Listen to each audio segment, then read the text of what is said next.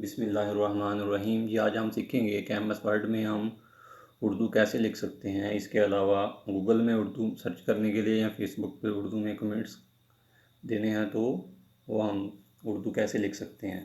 तो इसके लिए हम पाक उर्दू इंस्टॉलर के नाम से एक सॉफ्टवेयर इंस्टॉल करेंगे। गूगल में आप पाक उर्दू इंस्टॉलर के नाम से सॉफ्टवेयर को सर्च कर सकते हैं। जी सबसे पहली लिंक पे क्लिक करें तो यहाँ पे आपके पास 3-4 लिंक्स ओपन हो गई हैं, एक्जी फाइल, जिप फाइल। तो आप इसमें से कोई भी फाइल सेलेक्ट कर सकते हैं। फ़र्ज़ किया मैं एक्जी फाइल सेलेक्ट करता हूँ। जी यहाँ से आप आसानी पाक उर्दू इंस्टॉलर डाउनलोड कर सकते हैं। डाउनलोड करने के बाद इसको अपने सिस्टम या लैपटॉप में इंस्टॉल करेंगे। तो इंस्टॉल करने के बाद आप आसानी से एम एस वर्ड में या गूगल पे उर्दू लिख सकते हैं।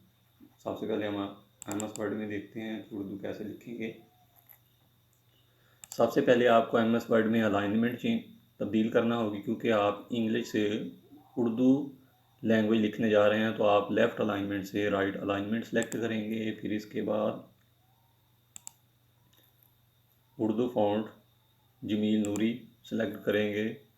फिर आप टास्क बार से इंग्लिश लैंग्वेज से उर्दू लैंग्वेज सेलेक्ट करेंगे। इसके अलावा आप कंप्यूटर कीबोर्ड की मदद से भी शॉर्टकट के ज़रिए भी लैंग्वेज तब्दील कर सकते हैं, Alt प्लस शिफ्ट के ज़रिए। या मैं टाइप करके देखता हूँ।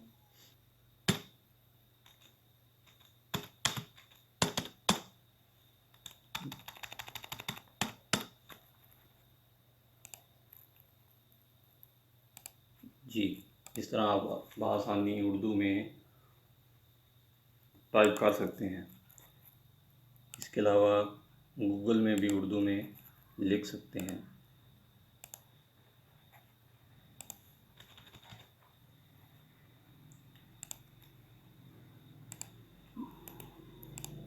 जी अगर कीबोर्ड पे हम देखना चाहते हैं कि कौन से बटन पे उर्दू का कौन सा हरफ आएगा, तो इसके लिए आप विंडो के स्टार्ट मेन्यू में जाएंगे। वहाँ से पाक उर्दू इंस्टॉलर सर्च करेंगे। ये पाक उर्दू इंस्टॉलर गूगल क्रोम में ओपन होगा। यहाँ पे राइट साइड पे आप उर्दू कीबोर्ड लेआउट सेलेक्ट करें तो आपके पास उर्दू कीबोर्ड ओपन हो गया है।